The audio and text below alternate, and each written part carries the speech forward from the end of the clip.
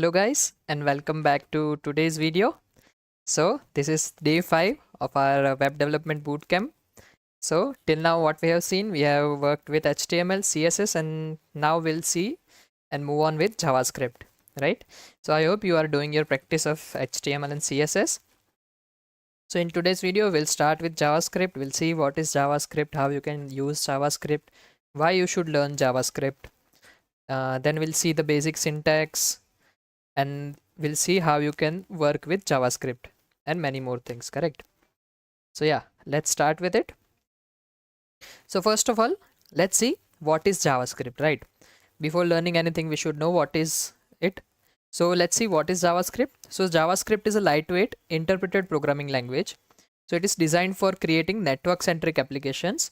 It is complementary to and integrated with Java, and JavaScript is very easy to implement because it is integrated with HTML and it is open source and cross platform, so it can work on multiple devices. You can work with JavaScript on any device that you want, so it can work with any operating systems, and it is also lightweight programming language. So we'll see why we should learn JS, or let's say why we should learn JavaScript. So JavaScript is the most popular programming language in the world, and that makes it programmers a great choice, correct? So once you have learned JavaScript, it helps you developing great front end as well as backend software using different JavaScript based frameworks. We'll see which frameworks are there that you can learn. So before learning any frameworks, you have to learn the basics of JS, correct? So in this bootcamp we'll cover it. So JavaScript is everywhere, right? It comes installed on every modern web browser, and so to learn JavaScript you really do not need any special environment setup. For example, Chrome, Mozilla Firefox, or any browser that you use, most of them have inbuilt JS, correct? So JavaScript helps you to create really beautiful and fast websites. So you can develop your website with a console look like feel, and you can give your users best GUI, which is graphical user interface. Then JavaScript usage has also extended into mobile app development, desktop app development, and game development. So it is very popular nowadays. So every programmer should learn JavaScript, right? So due to high demand, there is tons of jobs in growth and high pay of those who know JavaScript, correct? So in market there is tons of openings of JavaScript. So if you are looking forward to get a job in JavaScript, you should learn it. If you want to get job in front-end development, you should learn JavaScript and its frameworks. So you can navigate over to different job sites to see if it's right or not, correct? So great thing about JavaScript is that you will find tons of frameworks and libraries which is already developed, correct? So you just have to learn how to use them. So these are some frameworks that are there that you can learn. So there is Angular, React, jQuery, Vue, Ember, Meteor, Mithril, Node, Polymer, and many more. You can learn any one of them or many of them. So let's see now applications of JavaScript programming. What are the applications where it is used? So we use it in client-side validation. So it is a very important to verify an user input before submitting it to the server, correct? User might give input of any kind, correct, to check your website. So validation is very much required in JavaScript in your forms, correct? So to do that validation we use JavaScript. Then we use it to manipulate HTML pages, let it be front end or back end. We can use JavaScript to manipulate it. So we can make our website look very beautiful with JavaScript. Then user notifications. So you can use JavaScript to raise dynamic pop-ups on web pages to give different types of notification on your website. So it creates an interactive website for the user, correct? Then backend data loading. So JavaScript provides Ajax library. So Ajax is much popular nowadays, and it's popular from many years, and it's still getting popular day by day. So which helps in loading backend data while you are doing some other processing. So it's asynchronous processing. So we'll learn this in the later part of the course. So presentations. JavaScript also provides the facility of creating presentations, which gives website look and feel.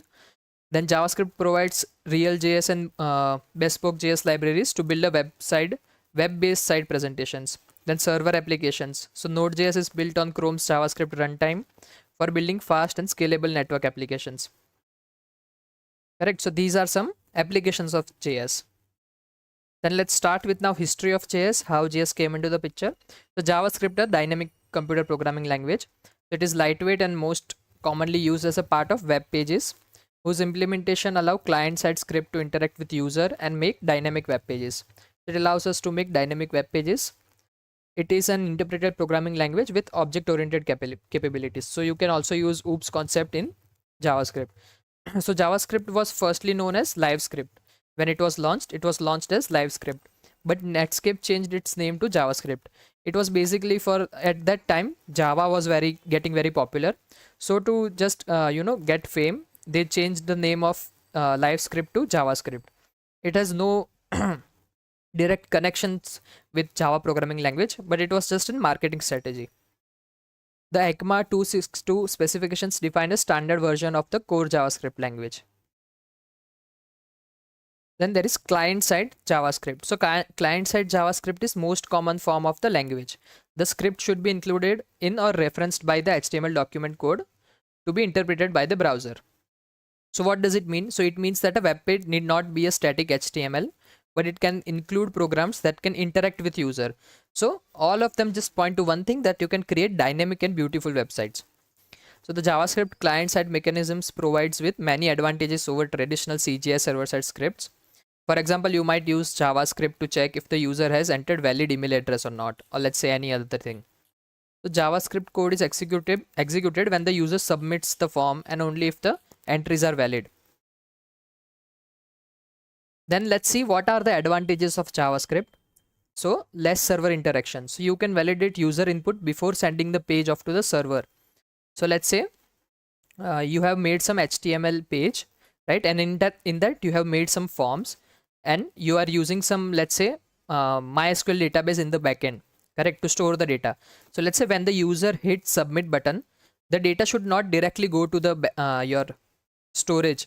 So it might not go to the MySQL. So in between JavaScript comes. What does JavaScript do? It will validate the data first, then it will send it to the backend. So let's say onto your storage, correct? So you can validate user input before sending the page off to the server. So this saves your server traffic, which means less load on your server. So immediate feedback on visitors. So they don't have to wait for a page to reload to see if they have forgotten to enter something. Increase interactivity because we are creating dynamic web pages.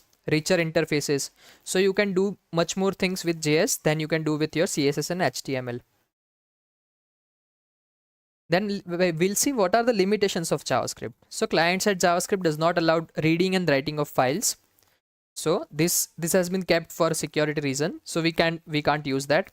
Then JavaScript cannot be used for network applications because there is no such support available. And JavaScript doesn't have any multi-threading or multiprocessor capabilities. So these are the limitations of JavaScript. But there are workarounds with which you can overcome these limitations. Now we'll start with JavaScript syntax, correct? We'll dive into the JavaScript. So JavaScript can be implemented using JavaScript statements that are placed within the script tags. So now open your VS Code. So we have made the page index.html, right? So in that, what you can do is in your body part, you can just say script. Yeah, so this is your JavaScript tag. In between this tag, you can write your JavaScript code, correct? So you can place script tags containing your JavaScript anywhere within your web page, but it is normally recommended you should keep it within the head tags. So there has been debate about where you should put that. So it doesn't matter. It depends upon the programmer. You can put it into the head tag as well as your body tag, or let's say at the end of your HTML page. So the script tag alerts the browser program to start interpreting all text between these tags as a script. So a simple syntax of your JavaScript we already saw. So now we'll see some important attributes of JavaScript. So first one is a language attribute. So this attribute specifies what scripting language you are going to use. So typically its value will be JavaScript only. We are learning JavaScript only right now. So all the recent versions of HTML have phased out of use of this attribute. So it doesn't matter if you don't use this, but it is good practice to use this. Then there is a type attribute. So this attribute is what is now recommended to indicate the scripting languages use and its value should be. So you can set it to text slash JavaScript. So what are we are going to provide? So we'll say JavaScript script, then language is equal to JavaScript. Let's say in the script tag say language is equal to JavaScript, type is equal to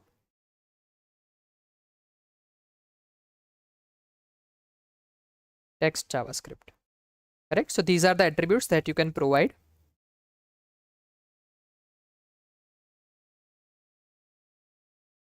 Then let's start with our JavaScript and do something. So let's say you are, first of all, if you start any new programming language, we'll print hello world, right?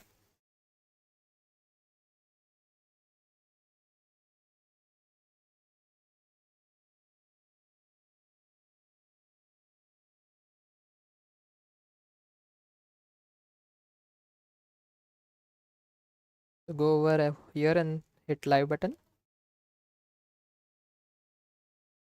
So we are getting hello world on our page.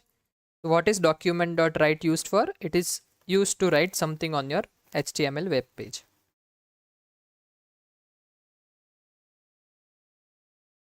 Then we'll see white space and line breaks. So if some of you have worked with Python, you might know that in Python indentation is very much required, and it means something, correct? But in JavaScript it's not the case. You can use spaces and line breaks as many as you want. It won't affect your code, correct? So you can use spaces, tabs, new lines freely in your program, and you are free to format and indent your program in a neat and consistent way, correct? Now semicolons. So why do we use semicolons?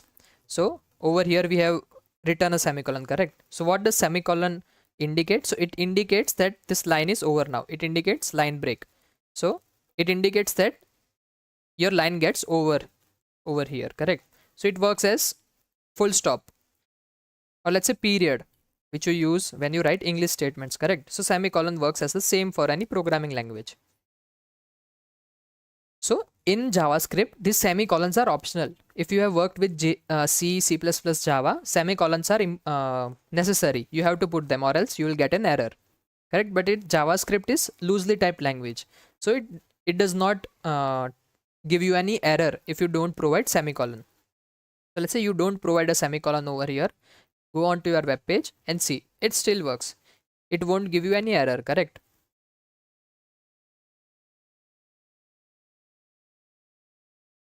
Now we'll see case sensitivity. So what is case sensitivity?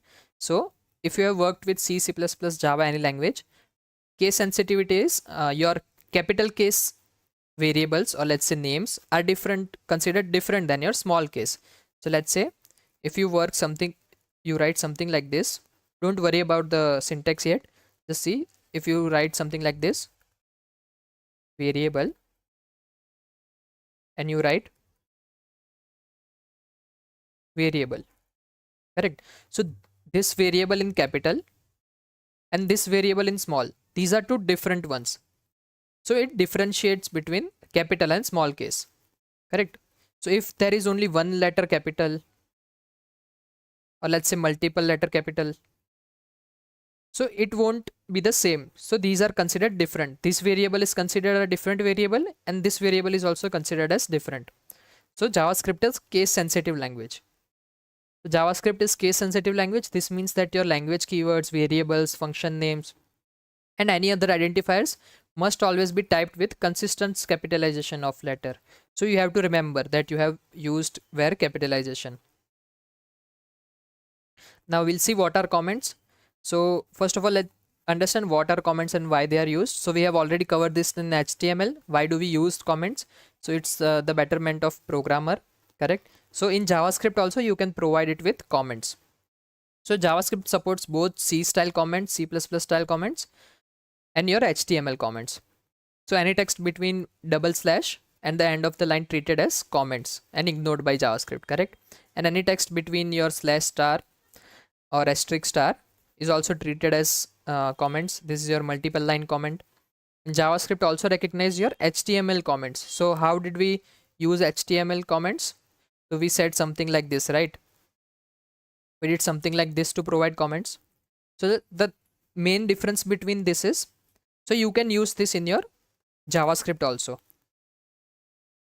So you can use your HTML comments like this in JavaScript also, but the difference is when you close your comment, you have to provide double backslash. Correct.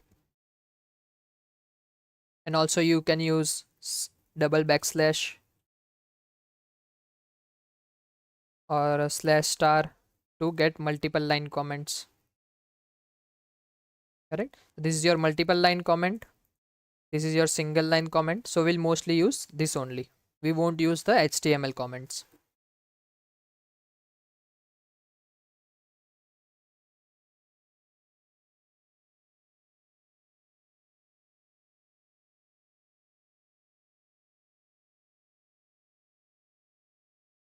Now we'll see how you can use your JavaScript in your HTML page, correct? So currently what we are doing, we have written a script tag into your body tag, correct? So there are multiple ways you can use this JavaScript onto your web page. So first one is that you put your JavaScript into your head tag. So what we do, if there is any style, we provide style, or we can also put it before the style or after style, doesn't matter. So you can say script, you can say type is equal to text JavaScript, you can say language is your JavaScript. So let's take this code only and put it over here. Go onto your page, see, gives you the same result, correct? So the difference, there is no difference between the syntax and where you can use it.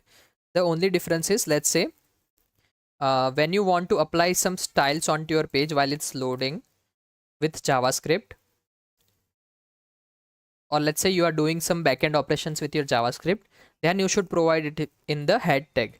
Why? Because it should be rendered first. After that your body should be rendered, correct? So let's move on. Then you can use it in your body tag. We already seen that. You can use it in both the tags. So let's say we are also using it over here.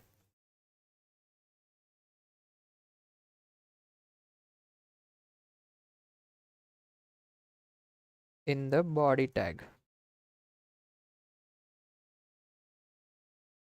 Correct? So it both works the same.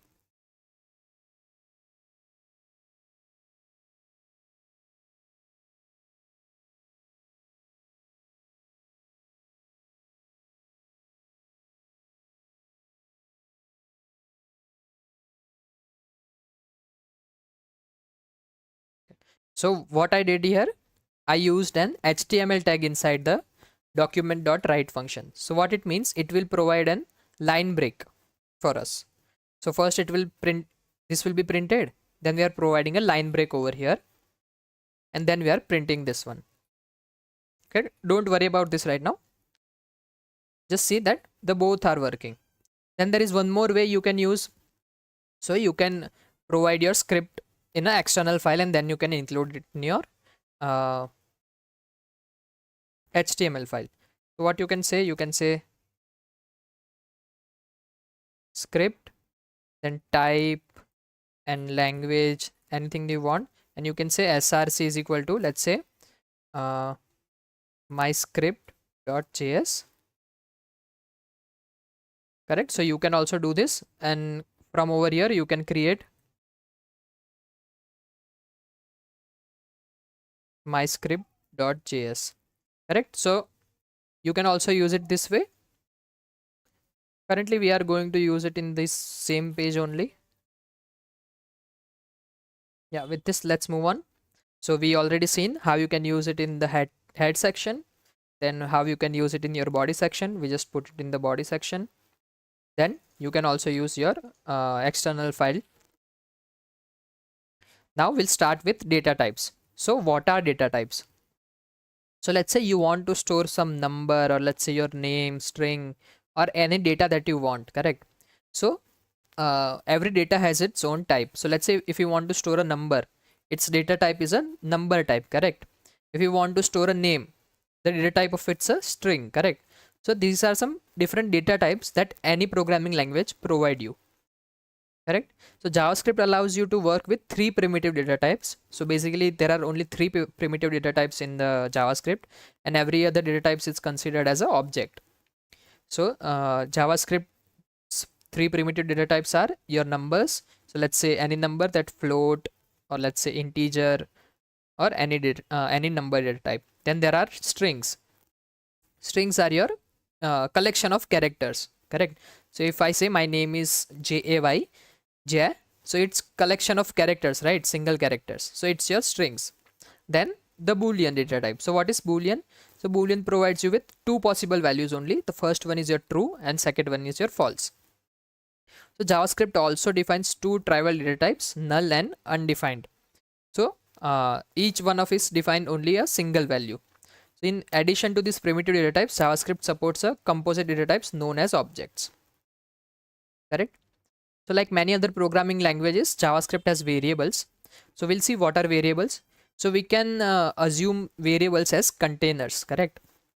So what is the use of a container? A container is used to store something, right? So like that only we use variables to store some data into our computer. Let's say there is memory, correct? In your computer there is memory. So every memory has its own location name, correct? So let's say you want to store something onto your computer, so it will be stored in memory, correct? So we give name to this memory locations. So it is a named memory location, and with that name we access that memory location and we store something onto that memory location. So let's say if I want to store 10 onto my memory location, correct?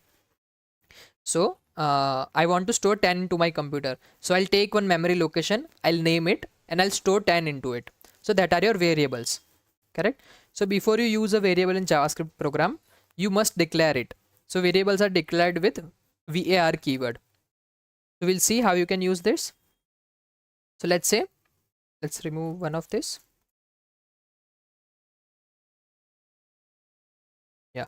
So let's say you want to store some number onto your computer. So you have to make a variable. So what you can say, variable var. So this is your keyword, correct? Then you can say your name of your variable. So what is the name? So let's say some number is there. Variable number is equal to, let's say, 10. So what this line will do, it will create a named memory location and store 10 into it.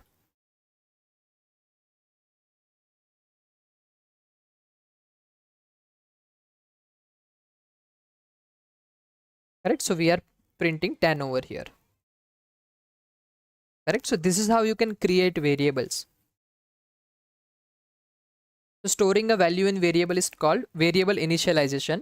So you can do variable initialization at the time of variable creation or at the later point in the time when you need it. Correct? So as I told you, Python is loosely typed language, so we don't have to provide data type over here. It's a type inferred language, right? So what is a type inferred language? So we don't have to provide specific data types of our data. It will automatically infer what is the type of your data, correct? So what were we discussing?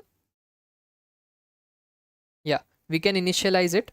So let's say in this, we are initializing our variable as soon as we are creating it. So in this line, we are doing two things. We are also creating a variable and we are initializing it, correct? So what you can do is you can create a variable. So let's say we have created a variable, and then in the later when you need it, you can initialize it. So this won't give you any errors.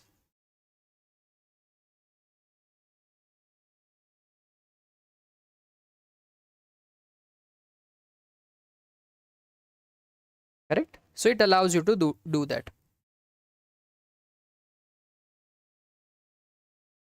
So the scope of a variable is the region of program in which it is defined. This JavaScript variable have only two scopes. It is the global variables, or the variables are local. So what are scopes? Let's see. So global variables has good global scope, which means it can be defined anywhere in your JavaScript code and it can be accessed anywhere. And what are local variables? So local variable will be only visible within a function where it is defined. Correct. We'll see later what is a function and how you can use that. But currently, let's see what is the scope of your variable. Correct. So let's say we have defined a script tag. Correct. And you are going to declare a variable over here.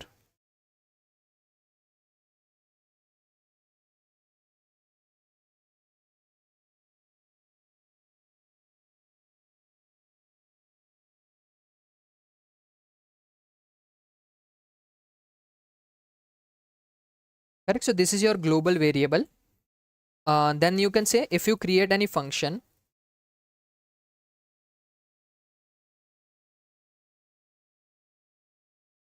and you create a variable over here.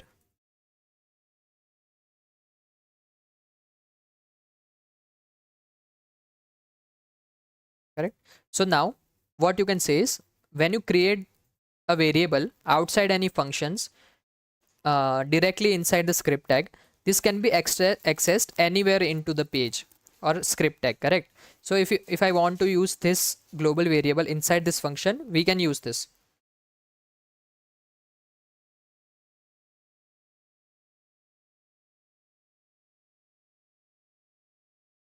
Correct. But for the same, let's write, we are going to access this local variable. Correct, inside the function. Now let's try to print this first.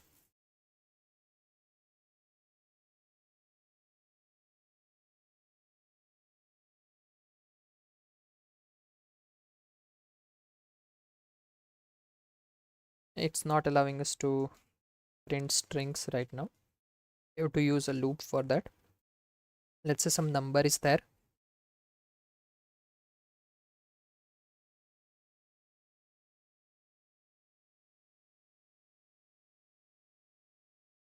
Correct.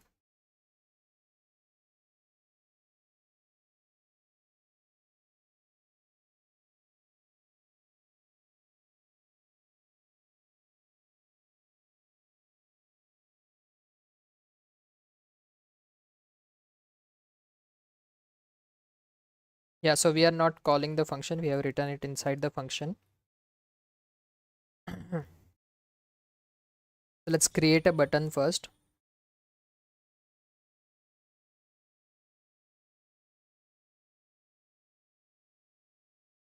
What is the function name? Local.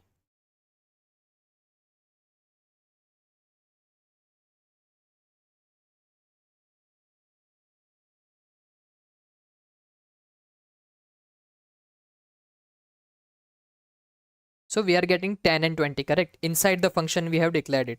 Don't worry about this button on click event over here right now. Just see that it is allowing us to access these two variables. Correct, inside the function. Now try accessing this variable outside the function.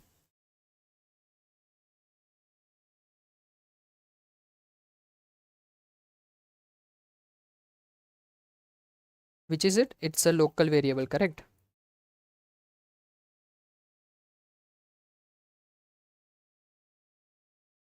So see, we are not getting any output. Why it is so? We are trying to access this local variable outside its scope.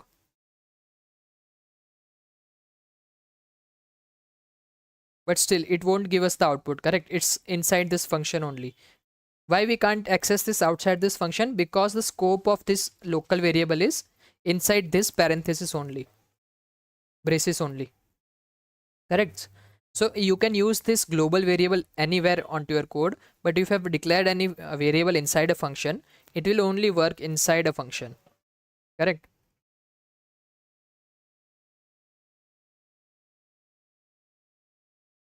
So now we'll see what is the naming convention of your JavaScript variables.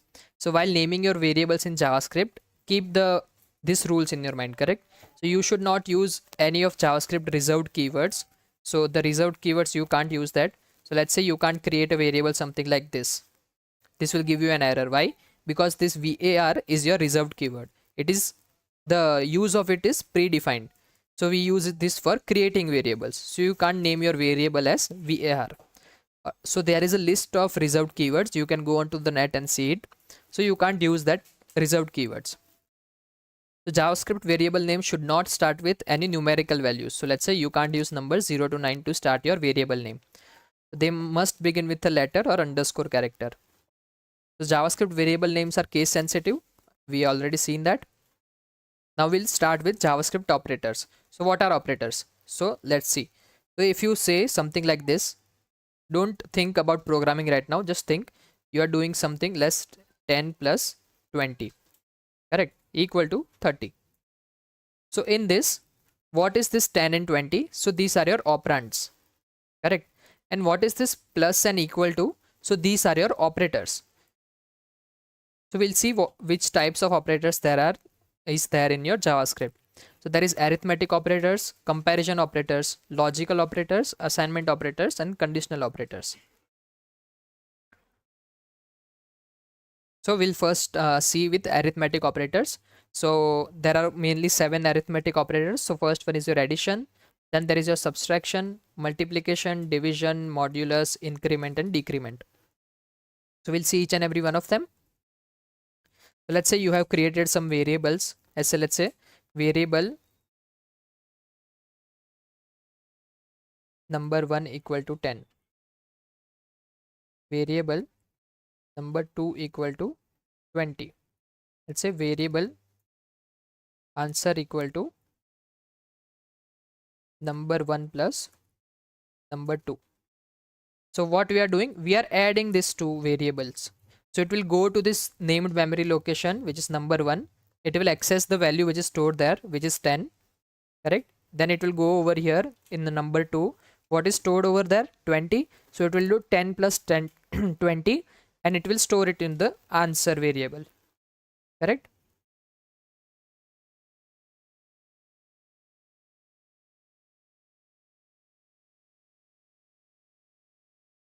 Correct? So we are getting the answer over here.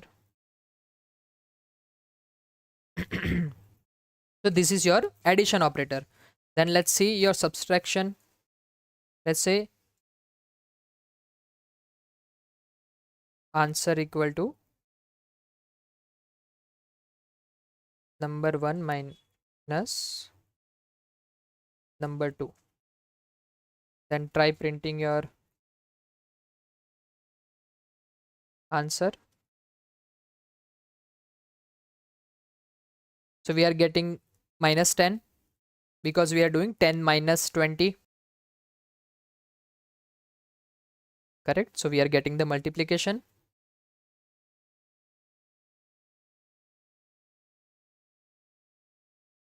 Correct? Now let's try division.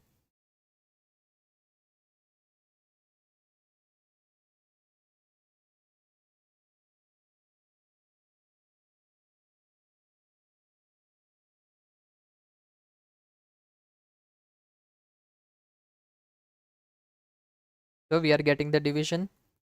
Correct? Then there is your modulus operator. So when do we use modulo? When we want to get the remainder of a division. Correct? Let's copy paste this only.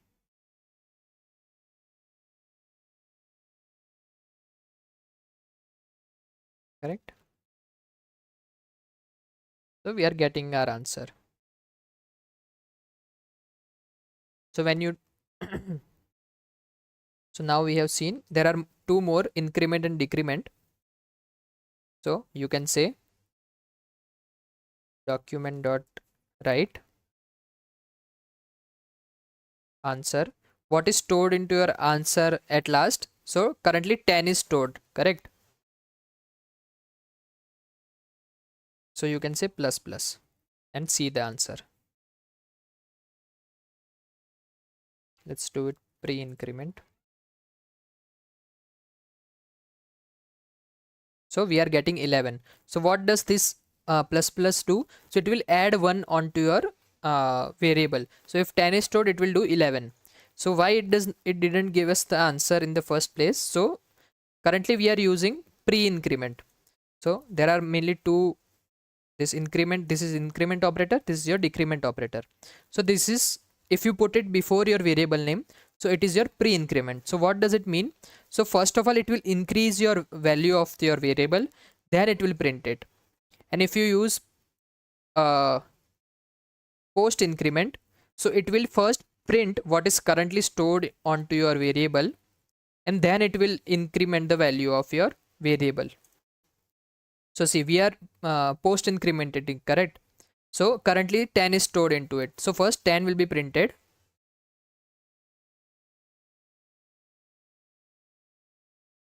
So first 10 will be printed and then 11 will be printed.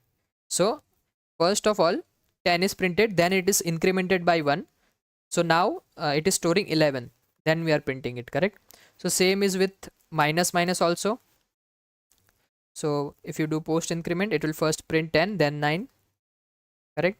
And if you do pre increment, it will firstly print 9 and then again 9, correct? So these are your arithmetic operators. Let's move on. Now there is your comparison operator. So when we want to use some decision making, then we mainly use this comparison operator. So what does comparison mean? So we compare two variables or let's say objects, and on comparison of that we want to perform some tasks. So there are 6 comparison operators. So first one is your equal. So let's remove this for now. So let's say number 1 equal to number 2. So what does it give us? It gives us false. Number 1 we have stored 10. In number 2 we have stored 20. And we are asking if both of them are equal. So it is not equal, right? So it is giving us false. Try storing 20 over here. Then it is giving us true. Why? Because both of them now store the same value. So it is checking if both the values are same or not. If it is same, it will give us true. Otherwise it will give us false. So then you can also check not equal to. So what does it mean? That number 1 is not equal to 2. So currently it is equal to 2, correct? So it will give us false, correct? But if it's storing unequal values, so number 1 is not equal to number 2, correct, in this case, so it will give us true, correct? Then there is your greater than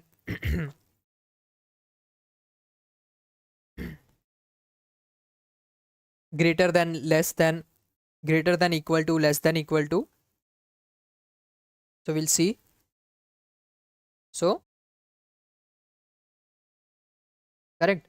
So like this only, you can also have assigning this 20, correct? So there are various shorthand assignment operators also.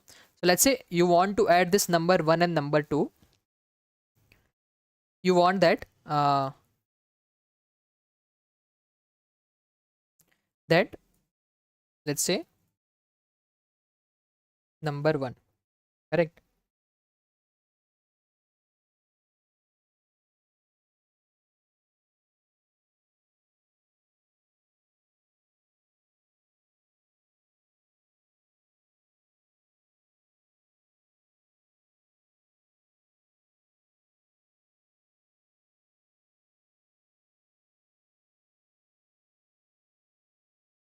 So what will it do for us? What does this shorthand assignment operator mean? What will it do? It will firstly take your number 2's value. So what is it? It is 10, correct? Then it will add number 1 into it, which is 20, and then it will assign it to number 2. So now your number 2 is storing 30, correct?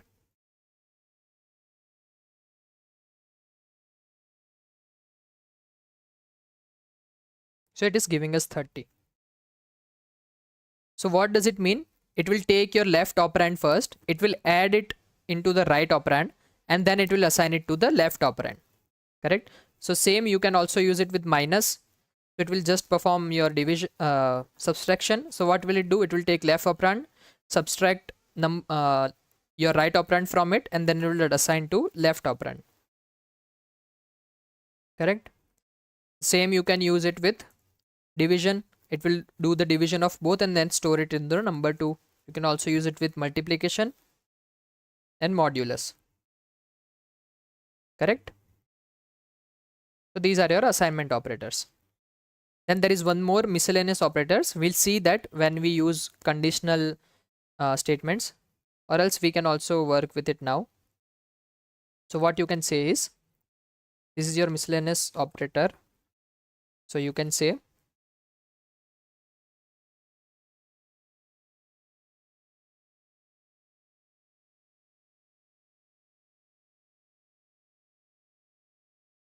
number 1 is there, correct?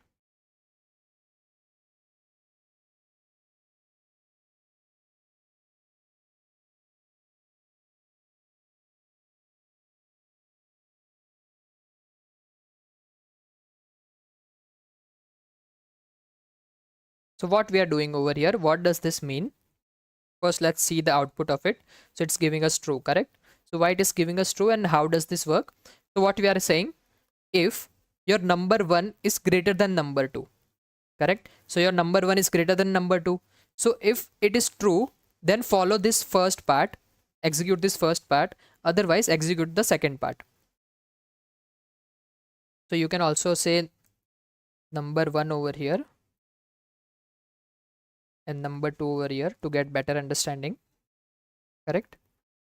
So we are also printing something else, I guess. Yeah, let's remove this. So we are getting 20, correct? So what we are saying, if number 1 is greater than number 2, so if it's true, then it will follow this first part after the question mark.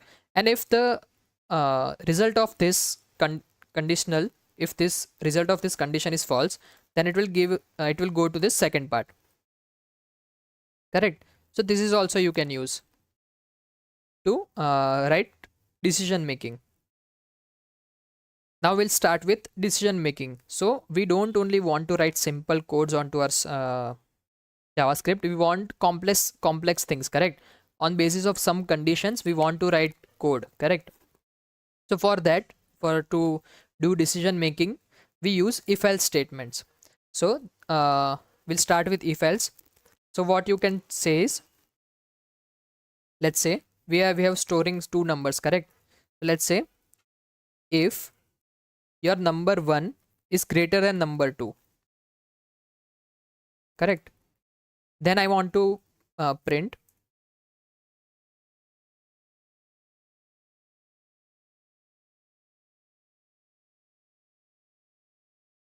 correct. So we are checking for a condition. We are checking if number 1 is greater than number 2, then we'll print that number 1 is bigger, correct? So we are getting number 1 is bigger.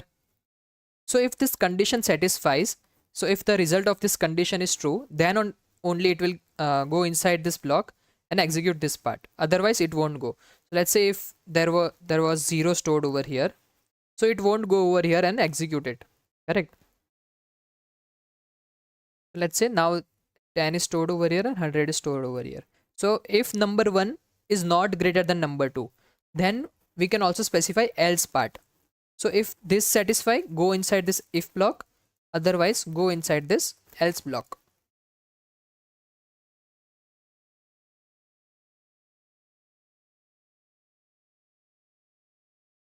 So we are getting number 2 is bigger, correct? So you can also check for multiple conditions. So let's say there are you can also check else if we can say, first let's see what is the problem over here. Let's say both numbers are equal, then it won't.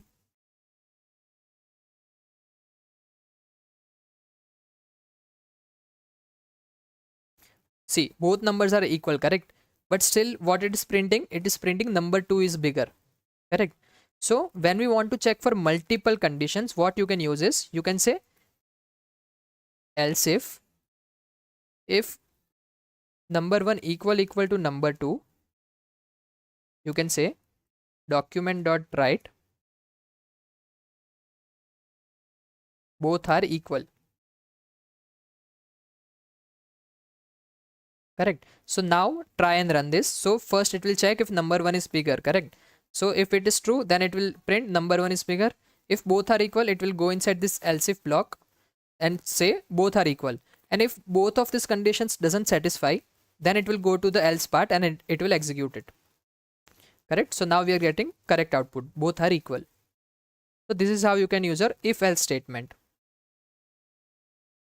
Correct? So you can use it for multiple purpose. Let's say in this example, what we are doing, we are storing an age of a person into a variable age, and then what we are checking, if age is greater than 18, we'll say it is he or she is qualified for driving, otherwise we'll say does not qualify for driving. Correct? Then over here we are using else if. Just now the example we saw. So what we are storing a book. Correct? So the book name is maths. So if book is history, we'll say it's a history book. Else we'll say if the book is maths, we'll say it's a maths book. If it's economics, we can say it's an economic book. And if none of the conditions satisfy, we'll say it's an unknown book. Correct? So with this, we'll start with our loops now. So what are loops and why do we want to use loops? So when we want to perform a task again and again, so the programmer don't have to write same steps again and again. For that purpose, we use loops. Yeah. So what does it mean? Let's say you want to print 1 to 10 numbers. Correct? So how many statements will you write? You won't write 10 statements. Correct? You can do this also. Let's say you want to print 1 to 10 numbers. Correct? So what you can say, you can write like this, document.write, and you can say 1, then document.write, you can say 2, then 3, then 4. Let's say it's a large number, you want to print 1 to 100, then will you write the code for 100 lines? You don't want to write that. Correct? So to do the same task in fewer lines of codes, what we can use loops.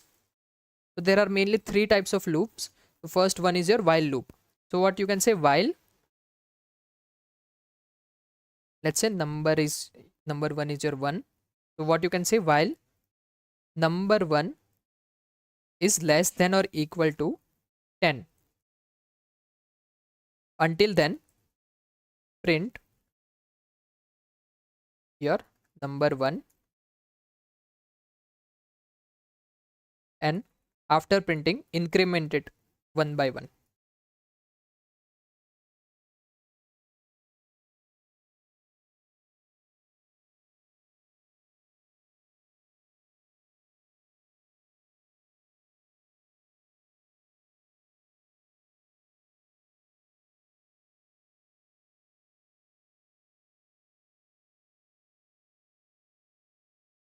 Okay, we have written number 1 less than or equal to number 10. Let's port this and make it live again.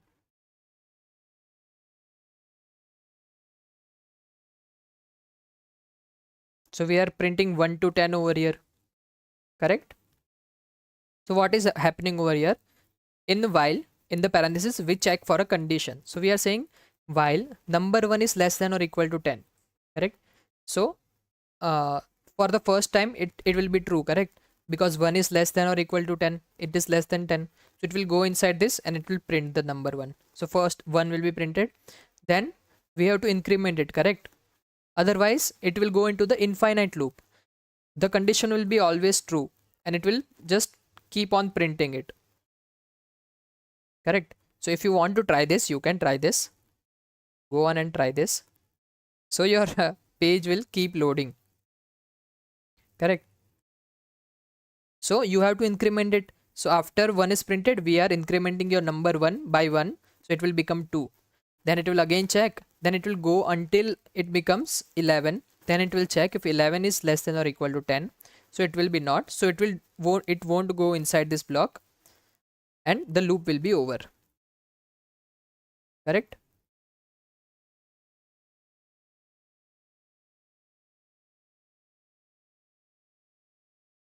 Correct? Let's move on. So this is your while loop. Then there is your do while loop. So let's say in some conditions you want that. Let's see what is the drawback of the while loop first of all. So let's say number is your 11 over here. correct? And you are checking if number 1 is less than or equal to 10. So it won't print anything, correct? So it first checks for the condition, correct? So the if the condition doesn't satisfy, it won't go inside this block. So the loop won't even iterate for one time. So in certain cases when we want that, the loop should minimum it should iterate for once, correct? Then we can use a do while loop. So what you can say is, you can say do, so at least it will iterate for one time for sure, correct? So we'll say document dot write number 1, and then we can check for the condition while number 1 is less than or equal to 10. So although this condition is false, correct, for the first time only, always uh, it will always work for one time. We have provided a string over here. So first it will go inside this block and print this statement, and then it will check for the condition. So first 10 is your 11 is printed, correct? Then it is checking if 11 is less than or equal to 10. So it is not. So it won't go again inside this block, correct? So this is your do while loop. So minimum it will work for once. Then there is your JavaScript for loop. So for loop, while loop, all loops are equal, just your syntax is a little bit different.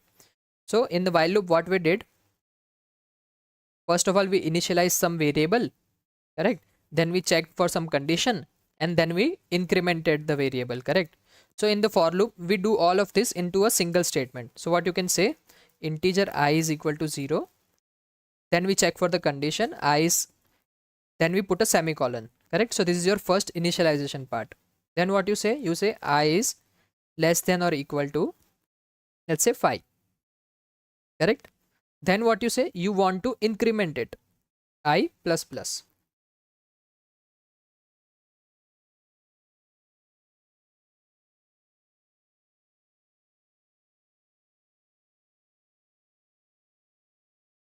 Correct? So this is your for loop.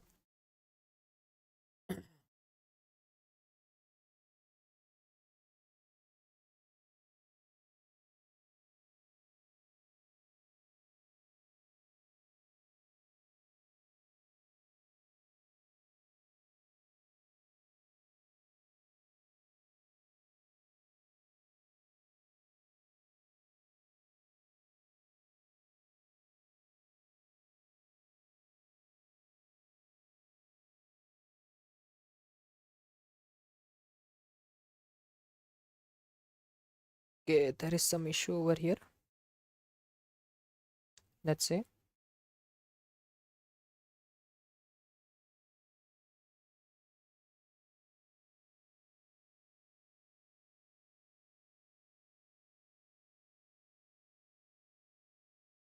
don't know why it was giving us error.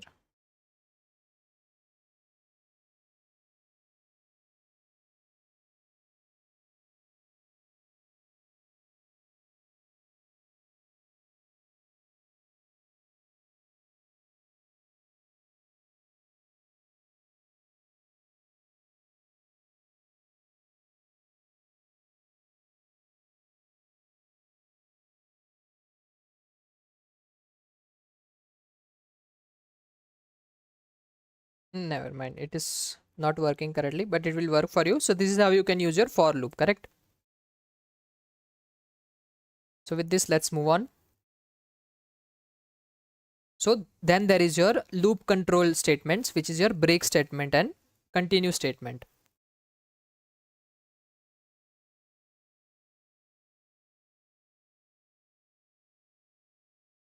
So let's try them. So what is your break statement and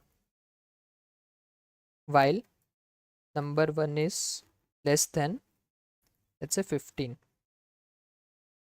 So what I want to do, if number 1 becomes 12, I want that the loop should terminate. So what will I say? If number 1 becomes equal to 13 or 12, anything, I can say break. So what will it do? It will break your loop and it will come outside of it. Correct? We'll say number 1 plus plus. Until that, print the number.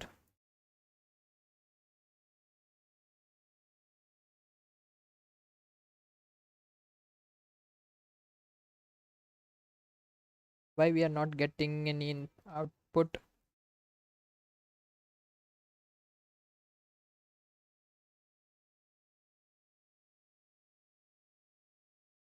Yeah, I don't know what was the issue with it. So we are getting 11, 12 and 13, correct? So after 13, your loop will be terminated. So what we are checking, if the number 1 becomes 13, then break. So come out of the loop. So it is not going to print 14 and 15. Correct? So this is your break statement. So now let's say you want to skip a particular iteration. Let's say if the number becomes 13, only skip that part.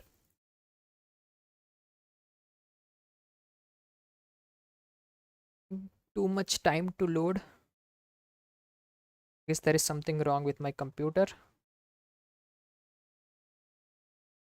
Go live. It should not take this much time.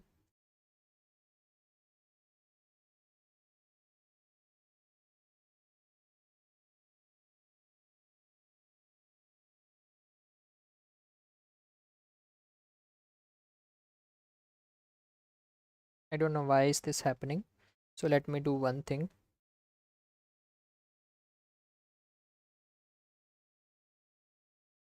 Inside this HTML folder, I guess we have our,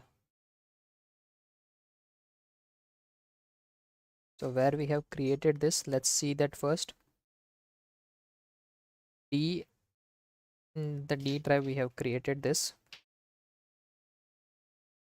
Let's go to D drive, go to the HTML folder, and this is your index page, correct?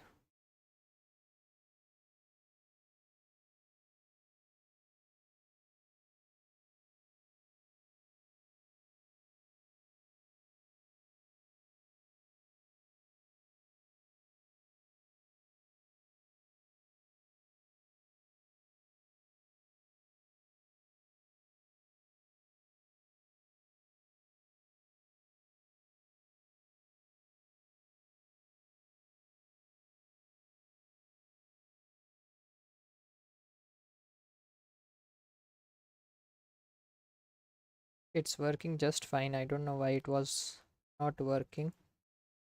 If number 1 equal to, let's say 13, then continue.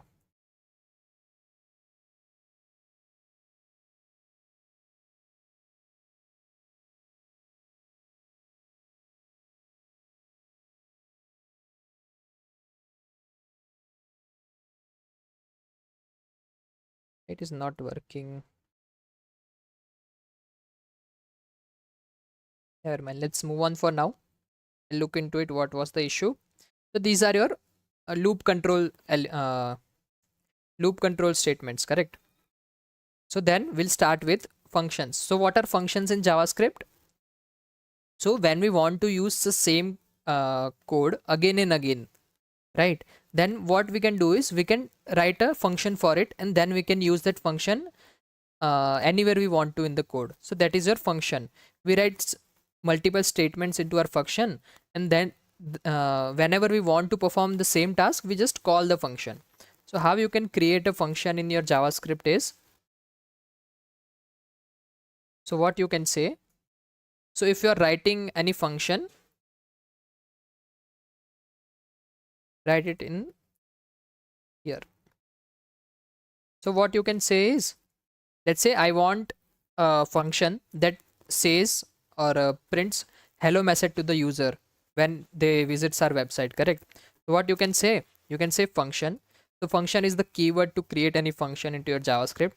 So what you can say, function hello and inside the function, this is your function body. So what you can say, alert hello user, correct?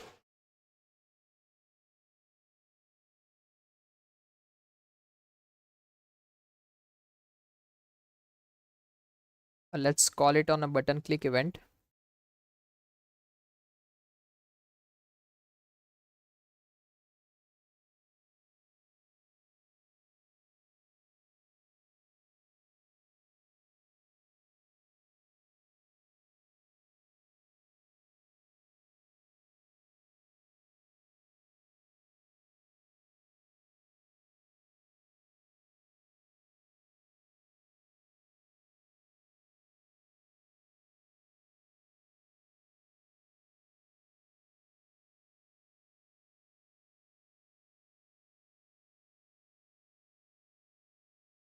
So yeah, now click on this button, and as you can see, we are getting a pop-up of hello user, correct?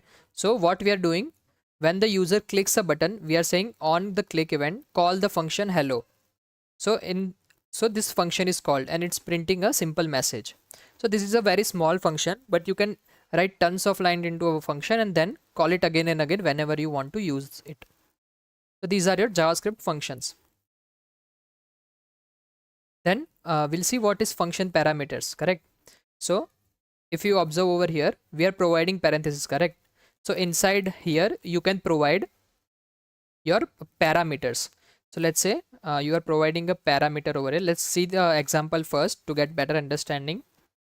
So let's say we are creating a function of hello, and inside it we are taking name and age, and when the user clicks, we'll provide the parameters, correct? So over here you can just say name, and over here you can try to print it, and when you call the function, you have to provide a parameter. So you can say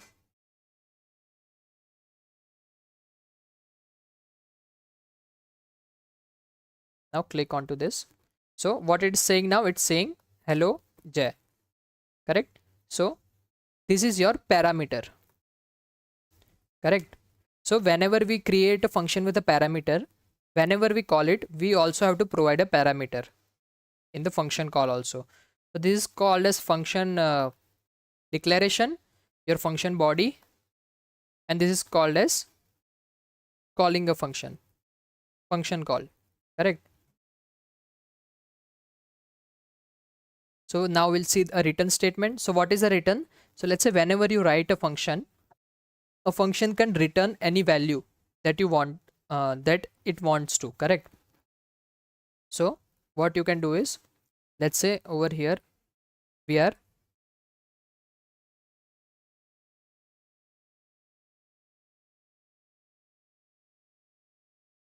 let's say variable complement is equal to name plus looks nice, correct? And then you can return complement, correct? Function greet variable c is equal to hello, and you can say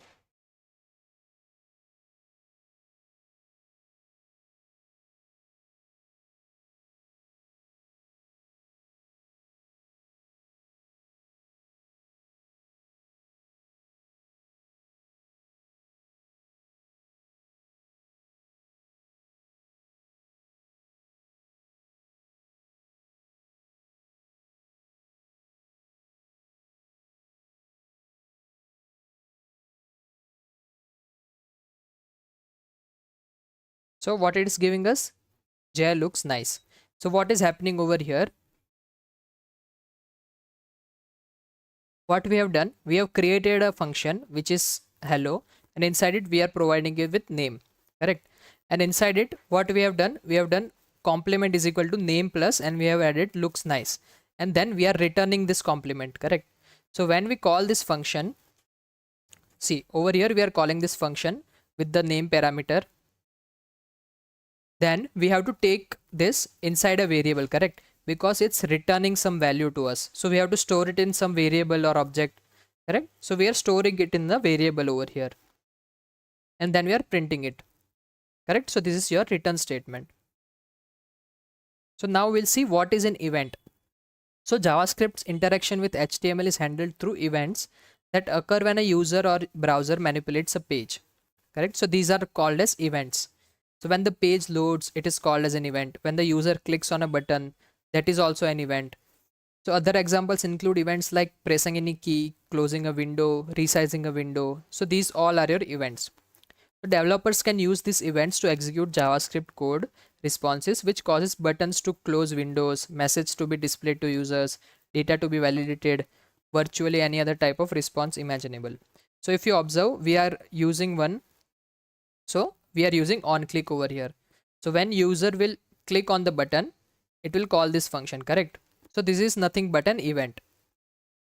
So first one is your on click event only, which we have already seen.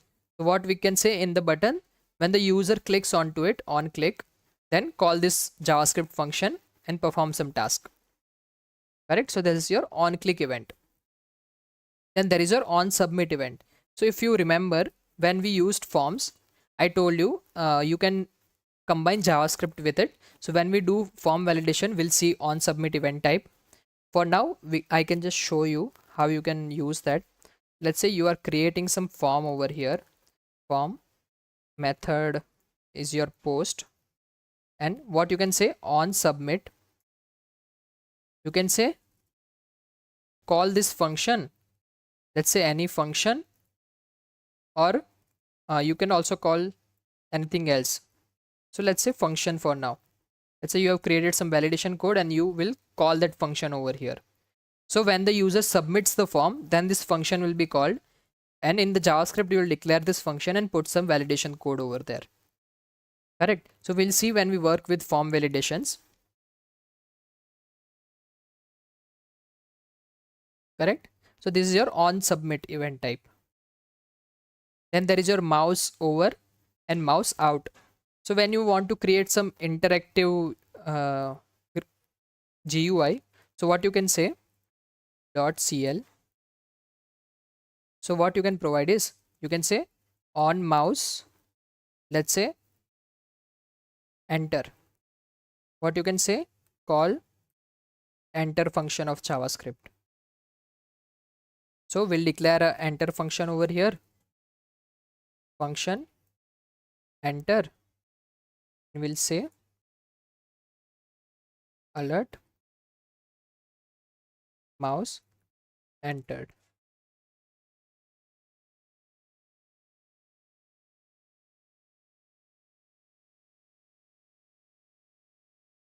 Let's remove this enter, on mouse over.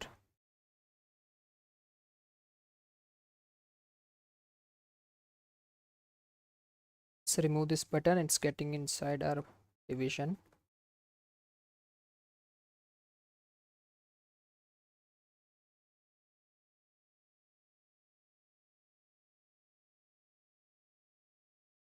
On mouse over.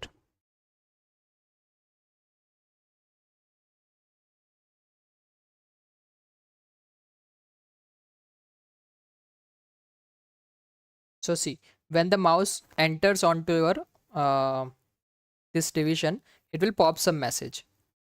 See, so this is your mouse over event. So there are multiple mouse events, you can use any one of them. So in VS Code, it's providing us with many events, so you can just type mouse and then you can see all the events that are there. So you can also say mouse, on mouse, leave. So when it leaves from the division, then you can say call this leave function, correct?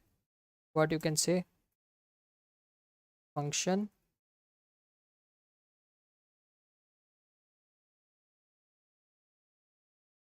alert mouse left,